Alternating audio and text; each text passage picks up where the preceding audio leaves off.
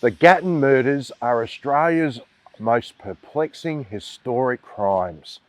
It's hard to imagine a less likely place for such a thing, but it was here on the outskirts of Gatton, a rural community 90 kilometres from Brisbane, that a horrific triple homicide took place 125 years ago.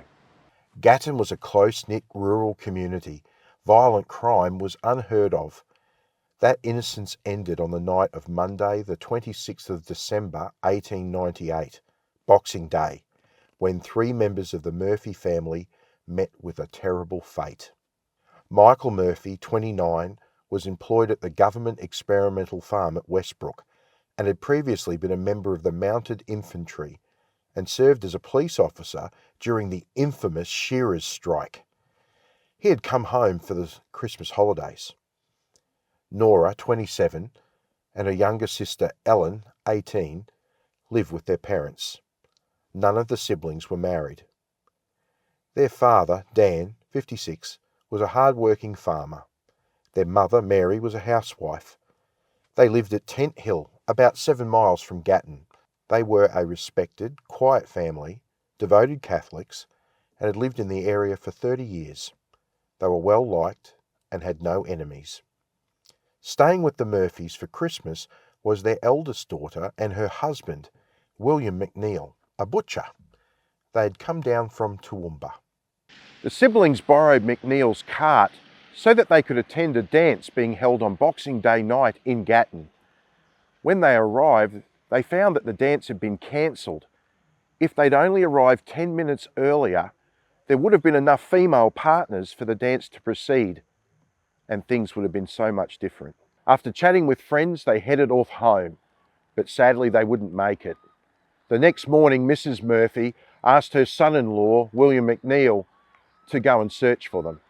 McNeil went the way into Gatton that the Murphys had taken, along Tent Hill Creek Road, and it was here, at a place called Moran's Hill, that he noticed the distinctive wheel tracks of his cart veered off into the scrub.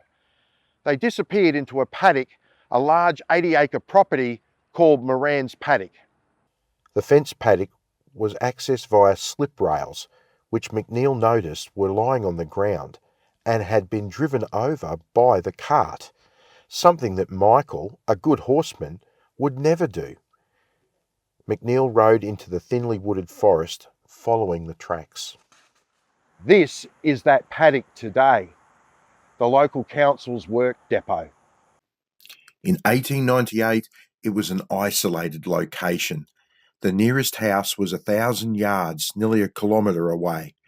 About 320 metres from the road, in a gully, McNeil came across a horrific scene. The bodies of the three Murphys were lying roughly arranged in a triangle. They had clearly been murdered. William McNeil did not go close and instead rode into town to report the crime to police. All three had had their skulls smashed in. Nora lay face down in a pool of blood on a rug at the base of a large gum tree. A harness strap was tied around her neck and she'd been cut on the face. Nearby, just a few feet apart, lay Michael and Ellen. Both women's hands had been tied behind their backs with handkerchiefs. They had both been assaulted.